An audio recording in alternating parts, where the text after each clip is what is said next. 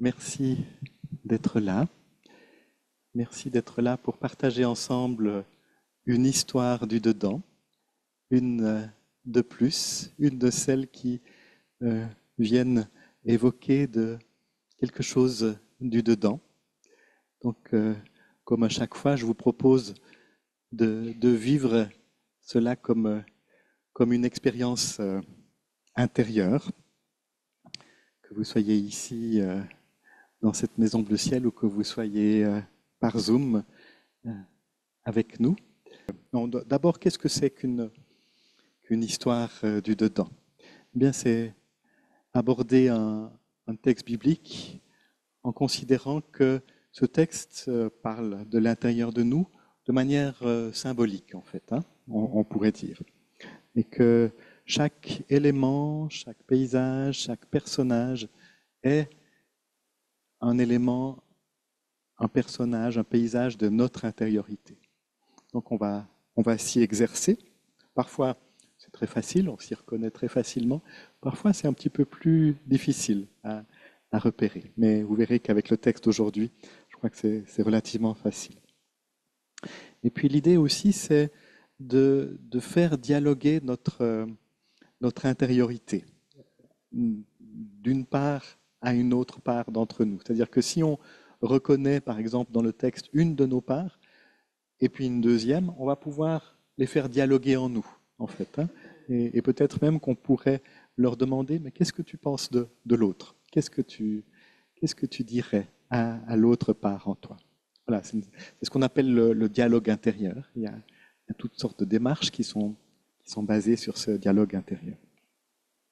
Et puis, un autre des présupposés de cette démarche, c'est de considérer que le texte nous amène vers quelque part, et pas n'importe où, puisqu'en fait, il nous amène vers quelque chose de l'unité intérieure ou de l'unification de notre être. Euh, il n'est pas là pour nous troubler, même si c'est peut-être le cas parfois, dans un premier temps. Il n'est pas là, en tout cas, pour nous diviser intérieurement. Alors, s'il nous trouble, c'est peut-être pour nous conduire petit à petit, peut-être pas d'une seule fois, mais petit à petit vers quelque chose de plus unifié en nous. En tout cas, c'est le présupposé. Voilà pour expliquer la démarche.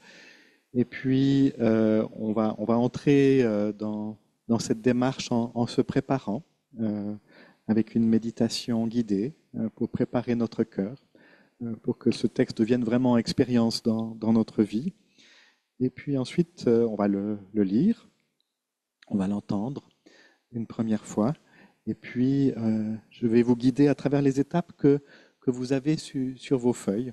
Euh, donc, je vous propose d'entrer dans ce temps de méditation, méditation guidée pour nous préparer. Donc, peut-être vérifier que vous êtes dans une position qui permet de dire à votre corps et à votre mental que vous voulez être dans un état de réception, de disponibilité. Donc vérifiez que le dos est bien droit, que vous vous sentiez bien dans une position qui vous permet d'accueillir au fond ce qui est dit, mais aussi ce qui se dit au-dedans de vous, et permettre d'accueillir aussi le silence.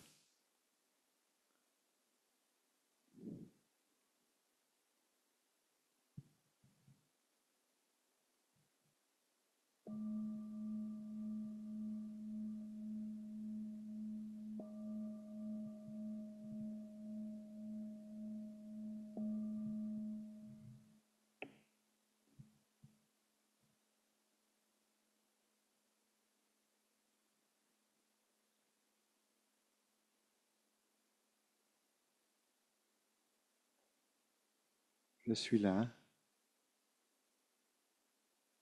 avec mon corps, dans mon corps. Je suis là porté par le sol, par la terre. Et cela, c'est déjà bon. Je peux me sentir porté.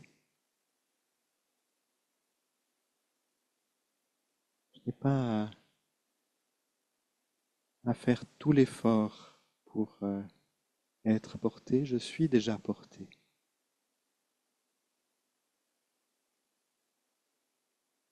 Sentir que cette terre est d'accord de m'accueillir, d'accueillir ma présence.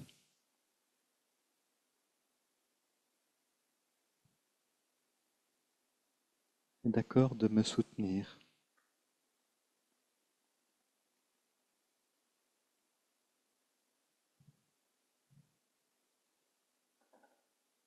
Et puis autour de moi, il y a le monde, des êtres, des choses, des murs,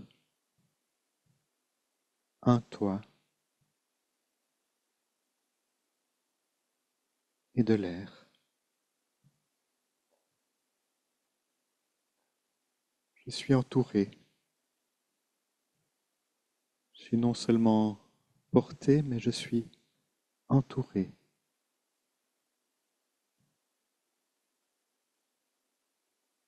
J'ouvre mes oreilles, j'écoute les bruits.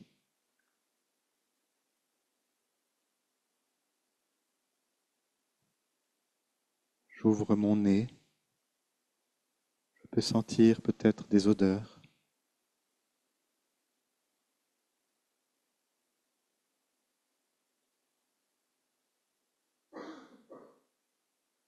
Et puis, je suis attentif à ce que je ressens sur ma peau.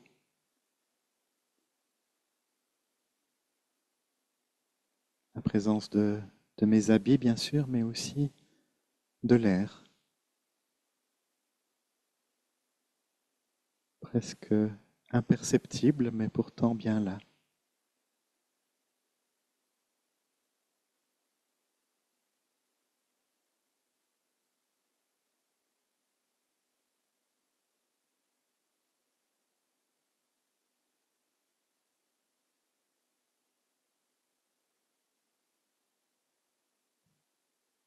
Et puis je tourne vers mon attention vers l'intérieur de mon être. Je regarde comment ça va. Est-ce qu'il y a des douleurs, des tensions?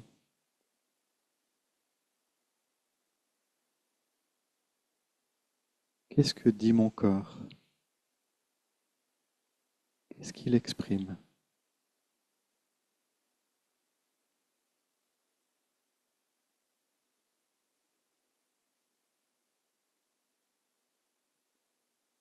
Je regarde en particulier ce que disent mes pieds.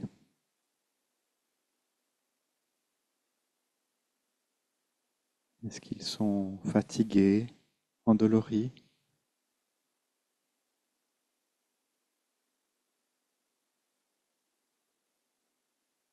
Est-ce qu'ils se réjouissent d'être là pour me porter, pour me faire avancer?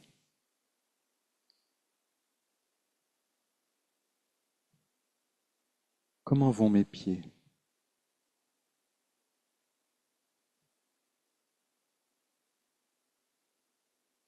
De quoi ont-ils besoin?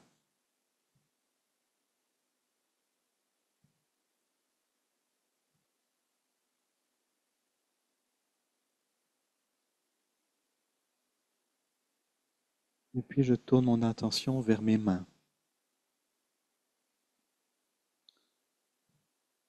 Comment vont mes mains?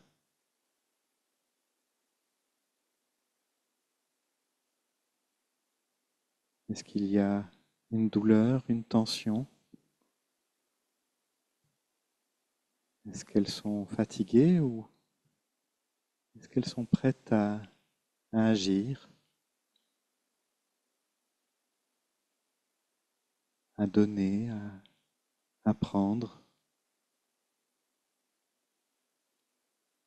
à caresser?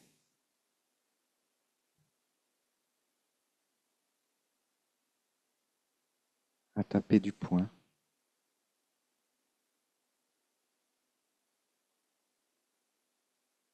Quel est l'élan de mes mains?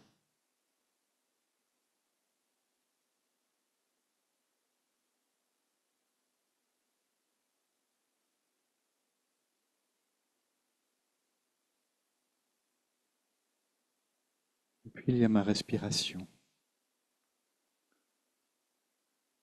Je porte mon attention sur l'inspire, l'expire, l'espace entre les deux.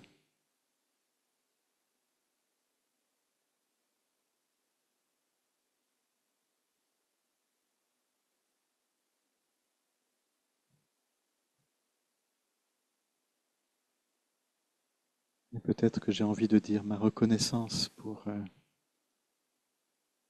cette respiration en moi, ce souffle de vie.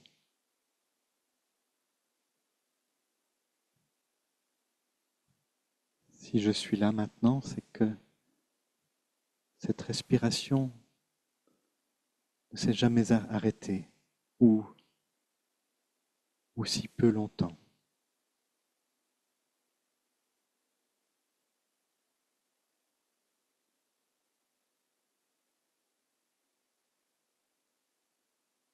Elle me fait vivre.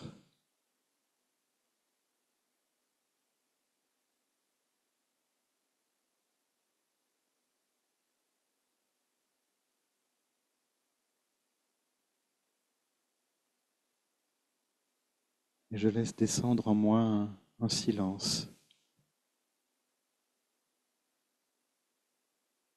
qui peut se faire présence,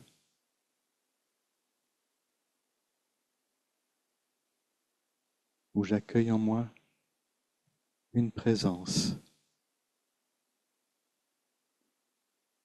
qui est silence.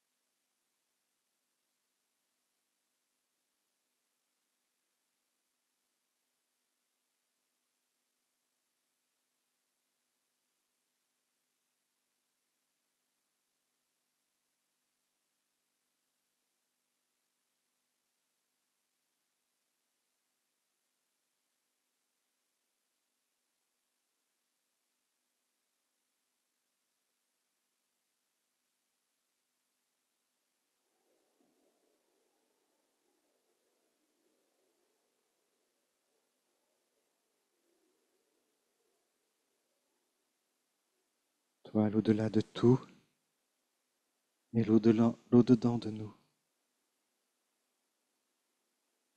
Toi qui es présence. Tu te laisses accueillir en nous.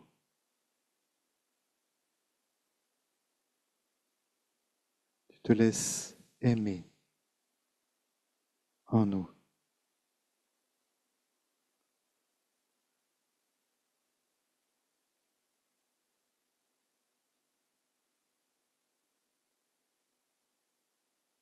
Et ce faisant, tu nous aimes.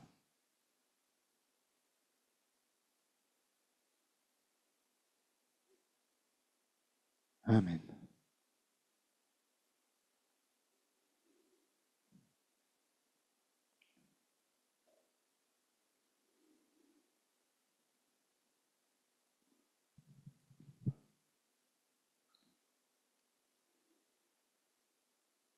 Voilà, je vous invite à entrer maintenant dans ce texte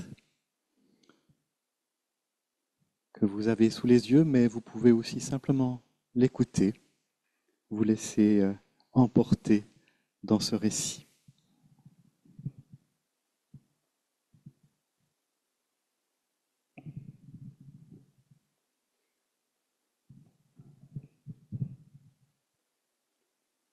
Un pharisien,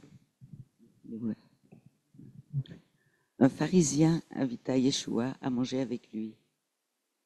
Il entra dans la maison du pharisien et se mit à table. De la ville survint une femme qui était décentrée. Elle avait appris qu'il était à table dans la maison du pharisien. Apportant un vase de parfum en albâtre et se plaçant par derrière, tout en pleurs, aux pieds de Yeshua, elle se mit à les mouiller de ses larmes. Puis elle les essuya avec ses cheveux, les couvrit de baisers et les oignit de parfums. Voyant cela, le pharisien qui l'avait invité se dit en lui-même: si cet homme était prophète, il saurait qui est cette femme qui le touche et ce qu'elle est, une personne décentrée. Se tournant vers la femme, Yeshua dit à Shimon: tu vois cette femme? Je suis entré dans ta maison et tu ne m'as pas donné d'eau pour laver mes pieds. Mais elle les a mouillés de ses larmes et les a essuyés avec ses cheveux. Tu ne m'as pas donné de baiser. Mais elle, depuis qu'elle est entrée, elle n'a pas cessé de me couvrir les pieds de baisers. Tu n'as pas versé d'huile odorante sur ma tête. Mais elle a versé du parfum sur mes pieds. Si je déclare que ces nombreux décentrements ont été pardonnés, c'est parce qu'elle a beaucoup aimé. Mais celui à qui on pardonne peu, aime peu. Il dit à la femme: tes décentrements sont pardonnés.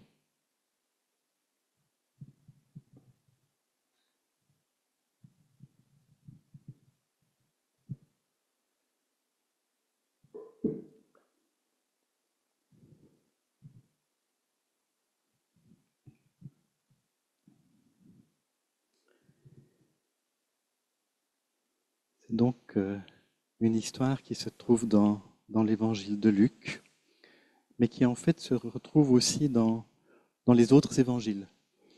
Euh, elle est racontée dans les 4 évangiles, mais avec des versions très différentes les unes des autres. C'est peut-être une des histoires qui a le plus de versions différentes.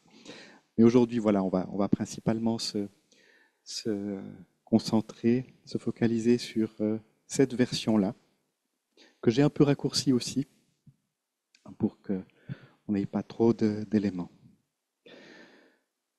Donc peut-être que déjà, après cette première lecture, vous pouvez observer en vous des mouvements de curiosité, des mouvements d'intérêt, de désir, de résistance aussi. Donc peut-être juste prendre conscience de ce qui se passe en vous en entendant ces mots.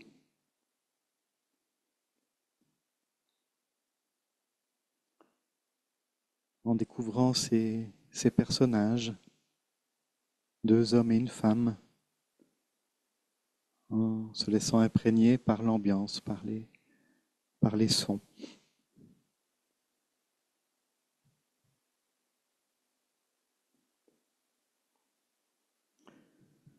Donc je vous invite à rentrer dans la proposition en regardant d'abord les personnages, et puis en se demandant tout de suite, au fond, quelle part est-ce qu'ils représentent pour moi. Alors le premier personnage, c'est évidemment Jésus, Yeshua. Peut-être se rappeler que le nom même de Yeshua, ça veut dire « il sauve ». C'est le même que le prénom Josué, où Dieu sauve. Donc il y a quelque chose du salut, de la santé aussi qui est donné à travers cette personne.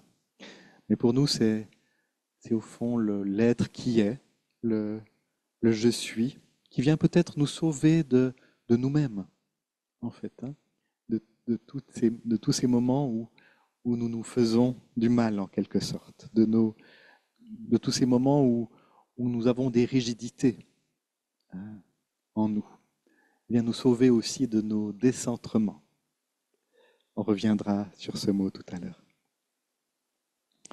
Mais on le voit dans cette histoire, c'est un Yeshua qui a des pieds bien terrestres. Et il est à la fois celui qui nous amène le ciel, et en même temps, il est tout à fait humain, tout à fait terrestre, comme nous. On pourrait dire que Yeshua, c'est ce que nous cherchons à être, ou ce que nous cherchons à découvrir que nous sommes déjà. Et puis, il y a Simon, le pharisien. Et puis la femme. On va les prendre les deux directement. On va les prendre les deux parce que, au fond, ils sont tous les deux près de Jésus. Évidemment, d'abord le pharisien qui l'invite, mais ensuite la femme qui s'approche de Jésus. Et on pourrait dire qu'au fond, s'ils sont près de Jésus, c'est qu'ils aspirent peut-être à la même chose. C'est-à-dire peut-être d'être libérés de leurs enfermements, d'être sauvés et d'être en communion avec cet être qui représente pour eux quelque chose du divin. Et puis, alors la différence entre les deux, c'est que il y en a un qui est pharisien, c'est-à-dire qu'il a choisi une voie religieuse qui passe par une certaine rigidité,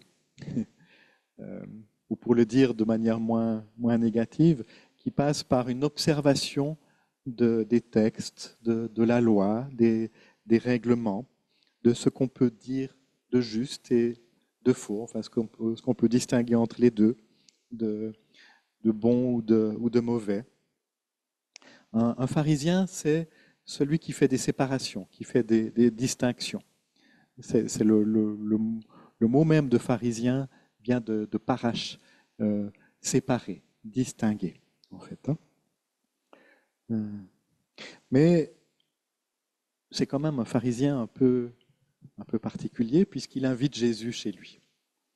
Ça veut dire qu'il est déjà prêt à se déplacer, à se laisser enseigner par autre chose que ce dont il a l'habitude.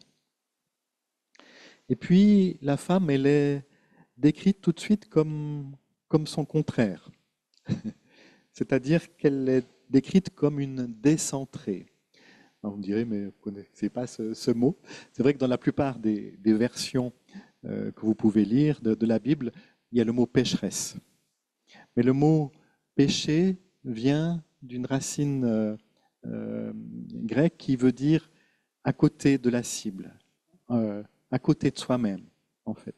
Quand on pêche, on ne fait pas forcément quelque chose qui est immoral, mais on fait quelque chose qui nous empêche d'être dans notre centre, qui nous empêche d'être nous-mêmes, on pourrait dire, en vérité, en réalité.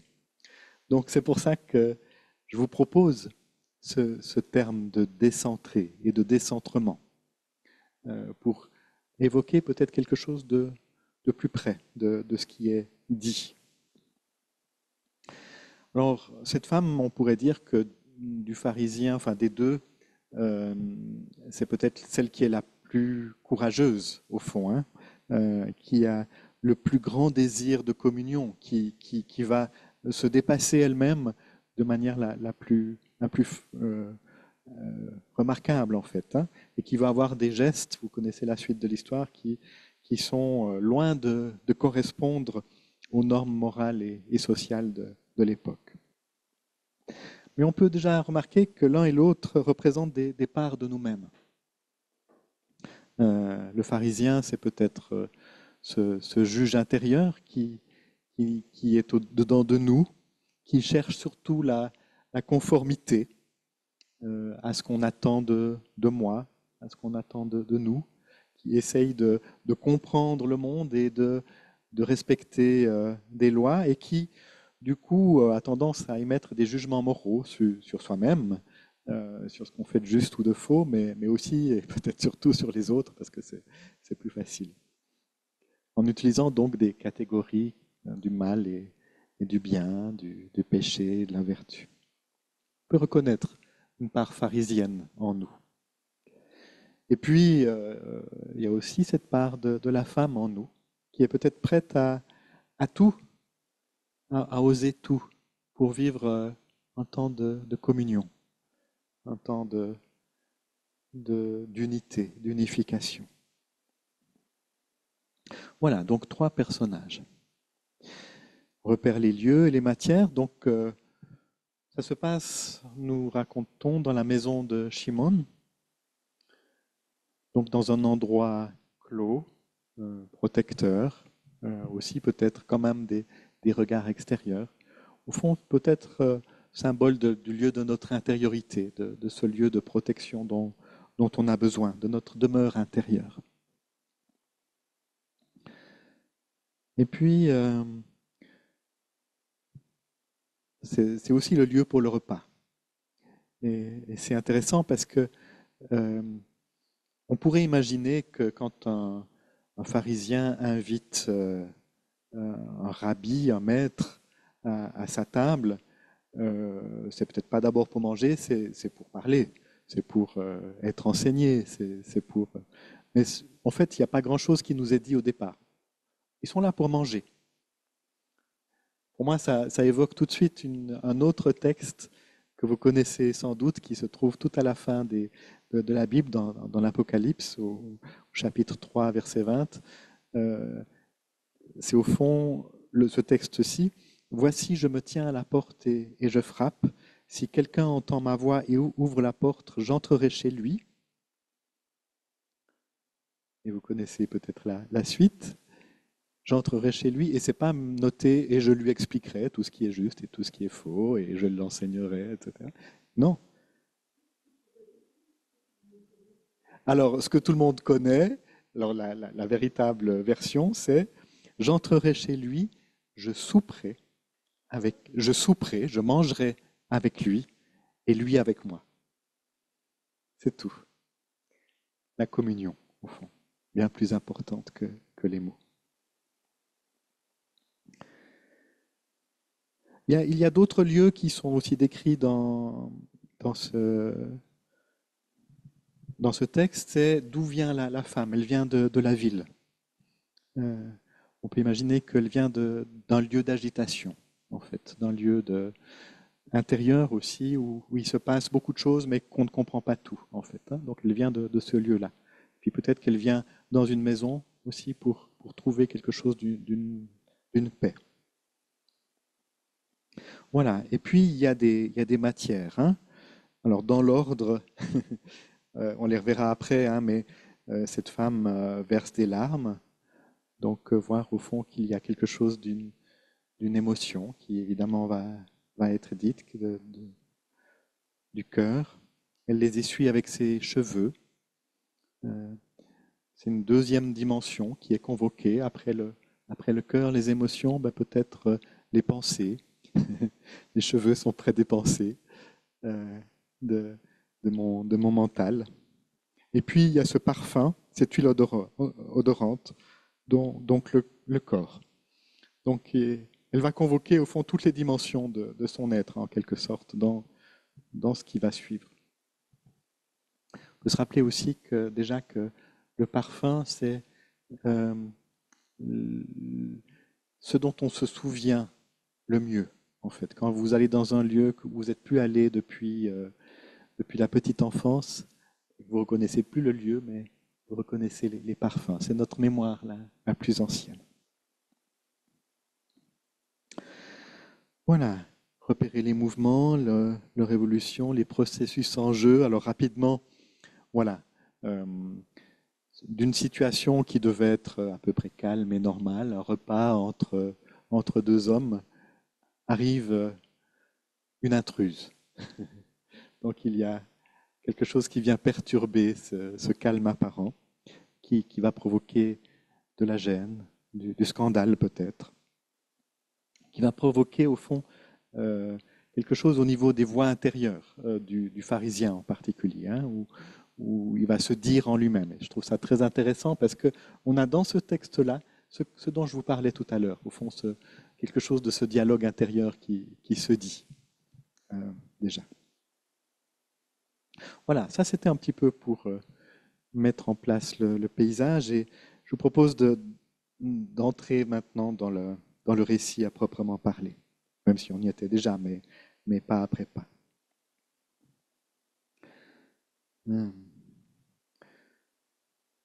Donc un pharisien invite Yeshua à manger avec lui, il entre dans la maison du pharisien, se met à table.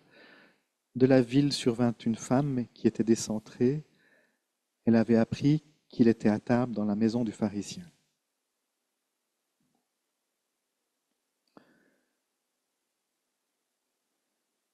Donc, dans ce texte, voir qu'il y a peut-être deux hommes d'abord qui parlent ensemble, qui mangent ensemble. Et on peut être dans sa vie un peu comme ces deux hommes, peut-être même assez longtemps. C'est-à-dire à essayer d'inviter la vie et parler simplement, de voir comment est-ce qu'on peut ensemble chercher la vie de manière calme, de manière posée. Donc peut-être qu'on peut tous et toutes se reconnaître dans cette manière peut-être un peu masculine d'inviter la vie à sa table de manière très rationnelle. Mais on peut sentir déjà quelque chose de l'amour, en fait. Hein. J'ose le dire parce que la suite du texte va beaucoup en parler. De parler de cette autre part féminine qui vient faire effraction en nous, mais qui a besoin d'être, ou qui a un espoir fou d'être aimé, d'être vu, d'être entendu, d'avoir une place en fait au milieu de ce monde qui est parfois si masculin. Et donc, apportant un vase de parfum en albâtre et se plaçant par derrière, tout en pleurs, aux pieds de Yeshua, elle se mit à les mouiller de ses larmes, puis elle les essuya avec ses cheveux, les couvrit de baisers et les oignit de parfum. Donc on voit un Yeshua très à l'aise, visiblement, avec cette part qui fait intrusion. Il se laisse faire. Il aurait très bien pu refuser, se rétracter, ou au moins lui dire que ce n'était pas exactement le bon moment pour faire ce genre de choses un peu inconvenantes dans cette société-là.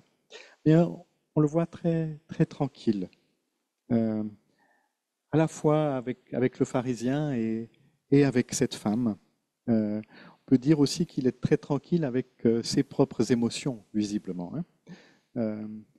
On pourrait dire qu'il semble avoir intégré le masculin, la part masculine et la part féminine en nous, et qu'il les avait en lui et qu'il les avait pacifiés en lui. Et il est très tranquille aussi, on peut imaginer, avec le qu'en dira-t-on. Très tranquille, peut-être que ça vous fait penser à un autre récit, au fond, d'un Jésus très tranquille. Celui qui est sur la barque qui dort sur la barque dans la tempête. Hein. Aussi une tranquillité totalement étonnante, en fait. Hein. Donc, retournons vers cette part féminine qui va prendre.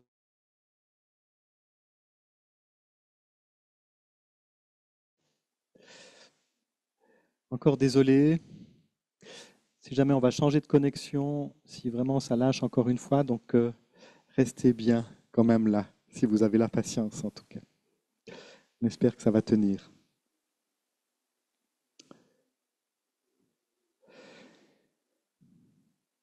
Voilà, donc j'en étais, c'est un peu haché, mais j'en étais à évoquer ce lavement des pieds.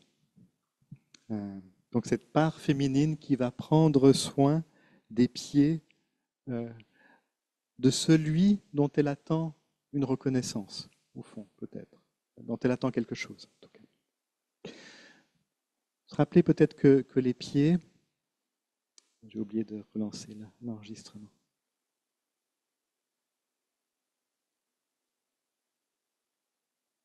Ah non, c'est bon.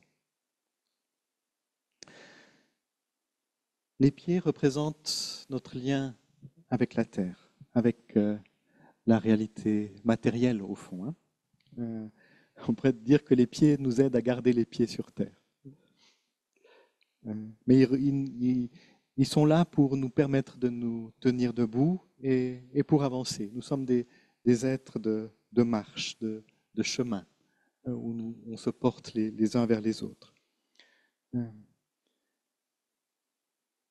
Dans la Bible, il y a beaucoup d'expressions avec les pieds. On peut courir avec des pieds agiles pour porter la bonne nouvelle. Il n'y avait pas Internet à l'époque, c'était peut-être plus simple d'ailleurs. Il y a des pieds des messagers de paix, par exemple, hein, qui sont considérés comme beaux et précieux. Ou bien dans le Cantique des Cantiques, ce chant d'amour, c'est les pieds de l'aimé qui sont décrits comme beaux et gracieux. Mais évidemment que des pieds, c'est aussi fragile, et parfois ils sont blessés, ils sont gonflés, et donc on peut être entravé dans notre marche, et aussi même dans notre capacité à nous tenir debout. Parfois ils ne nous portent plus, en fait. Hein. Et ils ont besoin d'être soignés. Donc, à l'époque, les pieds étaient peut-être encore plus exposés que nous, avec nos souliers actuels. C'était donc habituel que quand quelqu'un arrivait après une longue marche dans un lieu, on prenne soin de ses pieds en premier. Et donc, très souvent, il y avait la possibilité de se les faire laver. C'était souvent un serviteur, une servante qui s'occupait de ça. Euh, Mais là, on sent qu'il y a quelque chose de plus dans ce que va offrir cette femme pour les pieds de Jésus. Parce que non seulement elle va les laver avec ses larmes, mais elle va les essuyer, elle va les couvrir de baisers, elle va les oindre d'huile. Donc on sent vraiment qu'il y a un soin beaucoup plus fort, beaucoup plus intense en fait que simplement prendre soin des pieds avec de l'eau. Et on peut sentir au fond toute l'attention d'une mère en fait hein, pour son enfant, pour les pieds de son enfant. Euh, on pourrait dire qu'au fond ce qui est en train de se passer là, c'est prendre soin de l'enfant blessé en fait, hein, de l'enfant fatigué. Donc un geste d'amour qui va au-delà des mots. Il y a pas de mots d'ailleurs dans cette scène. Euh, Comme il n'y a pas de mots pour dire un grand amour, comme ça. Hein. De même qu'il n'y a pas de mots pour dire une grande joie ou une grande peur, en fait, parfois. Et on voit que tout se passe dans le toucher, dans la caresse, dans des langages d'amour et de compassion. Euh, Et il y a à la fois, peut-être quand même dire quelque chose sur ces larmes, au fond, qui font penser à l'eau quand même, euh, à l'eau peut-être du baptême, de ce qui nous lave de nos mémoires aussi, de ce qui attache nos pieds, de ce qui est attaché à nos pieds comme des boulets parfois. Et c'est une manière de libérer aussi nos pieds. Euh, Donc voilà, ce lavement des pieds, c'est vraiment un geste symbolique simple, mais extrêmement puissant, que Jésus va reprendre. Vous connaissez le récit probablement du lavement des pieds lors du dernier soir de Jésus avec ses disciples. C'est l'évangile de Jean seulement qui le rapporte, qui dans l'évangile de Jean remplace le récit de l'Eucharistie, de la Sainte Seine. Donc c'est dire à quel point, au fond, ce geste est devenu important. Et moi, j'imagine que Jésus l'avait appris d'une femme. Que Jésus l'avait appris d'une femme, de cette femme-là en particulier, et que c'est ça qui lui a donné l'idée plus tard de le proposer lui-même. On peut dire que le lavement des pieds, c'est peut-être l'acte le plus incroyable, le plus fou, qui exprime le mieux l'amour, en fait, entre deux êtres.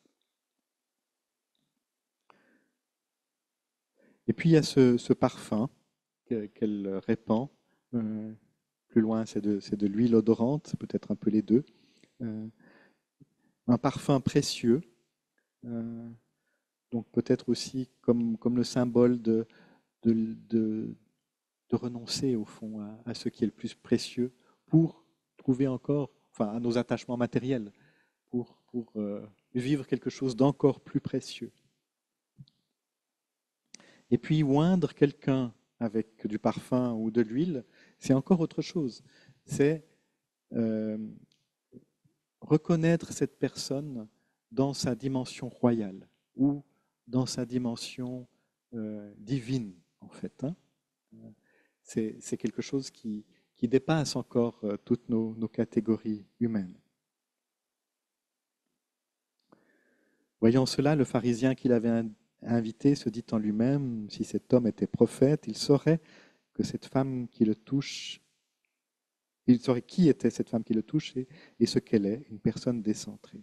Là, on voit que c'est la part du juge qui reprend le dessus, euh, sous forme d'une voix intérieure. On peut peut-être regarder cela aussi, pas tout de suite condamner ce pharisien, mais juste accueillir cette voix qui se dit en nous. Et puis il y a la fin du texte que je vous invite à lire, je ne vais pas le relire en entier, où se tournant vers la femme, donc dans un geste d'accueil, donc pas en se tournant vers le pharisien, mais se tournant vers la femme, il va parler au pharisien de la femme vers laquelle il se tourne. Et il lui dit, tu vois cette femme, voilà, elle a fait tout ça, toi tu ne l'as pas fait. Et euh, au fond, il y a cette idée de pardon qui arrive tout à coup là. Tes décentrements sont pardonnés. Je pense qu'en fait, ce pardon, bien sûr qu'il y a des mots pour le dire, mais il était déjà là avant. C'est-à-dire que au moment où Jésus a accepté de se, de se faire laver les pieds, au fond, c'est là déjà qu'il y a quelque chose d'un pardon qui a été donné. Qu'est-ce que c'est qu'un pardon? Au fond, c'est donner à l'autre la possibilité d'être délivré de ce qui le pèse, de ce qui le pèse. Quand, quand vous donnez votre pardon à quelqu'un parce qu'il vous a blessé, au fond, vous le délivrez de la culpabilité de vous avoir fait quelque chose. Mais vous vous délivrez vous-même aussi de, de cette blessure qui est peut-être encore bien là, mais du poids de cette blessure sur vous, en fait. C'est-à-dire qu'au fond, vous décidez que cette blessure ne va plus encombrer votre vie. Elle sera toujours là, il ne s'agit pas de l'oublier, il ne s'agit pas de, la faire disparaître, parce que très souvent, voilà, c'est des blessures importantes, mais juste choisir de ne plus la laisser le centre de la vie. Donc en fait, c'est comme dire à la personne, tu peux retrouver le centre de ta vie libéré. Euh, Peut-être qu'il y a quelque chose qui restera encore en périphérie, mais au moins le centre sera libéré. Donc voilà, pour terminer, pour résumer aussi, dans notre chemin pour toucher à la vie, pour toucher à l'origine, à la source en nous, il y a une étape qui est très importante. C'est celle de l'amour, en fait, hein, de l'échange d'amour. Et ce qui est intéressant, c'est que euh, la femme fait un geste d'amour, mais au fond, peut-être que le geste d'amour le plus fort, c'est celui de Jésus, qui se laisse aimer, en fait. Hein. C'est exprimer un amour, en fait. Hein. Et ça, peut-être nous l'oublions, c'est-à-dire que quand nous nous laissons aimer par les autres, nous leur offrons euh, la possibilité de nous aimer, et c'est un acte d'amour. Et du coup, se laisser aimer, se laisser aimer et aimer, c'est la même chose, en fait. Hein. C'est un même geste commun. Donc, dans le lavement des pieds, on ne sait plus très bien qui prend soin de qui, en fait, hein, dans cette histoire. Est-ce que c'est celui ou celle qui se laisse laver les pieds ou celui ou celle qui lave? Et peut-être que si vous l'avez déjà vécu, ce geste du lavement des pieds, comme nous le vivrons dans 2 semaines ici, vous, vous avez remarqué au fond que c'est tout autant fort de se laisser laver les pieds que de laver. Enfin, vraiment, les deux choses vont ensemble, en fait. Hein. Et c'est une découverte fondamentale, au fond, de se laisser aimer et de se laisser toucher par l'amour de quelqu'un d'autre, sans qu'il y ait aucune équivoque, sans qu'il y ait aucune euh, demande en retour, en fait. Hein. Là, on sent bien qu'on n'est pas dans un acte de séduction ou un acte de sexualisation. Peut-être que le regard du pharisien, c'est ça. Mais entre les deux, au fond, il y a, il y a pas d'attente à ce niveau-là, ni d'un côté ni de l'autre. Il y a juste un échange, en fait. Hein. Et c'est peut-être un des plus beaux cadeaux qu'on peut se donner les uns aux autres que des caresses d'amour sans, ou des hugs sans qu'il y ait cette composante qui peut bien sûr s'exprimer mais dans un autre contexte, mais sentir que l'amour s'exprime particulièrement bien de cette manière-là. Voilà ce que je voulais vous partager sur ce texte aujourd'hui. Je vous invite à le réentendre une deuxième fois, à prendre un petit temps de silence, et puis ensuite on aura un temps de partage. D'accord, Laurélie ?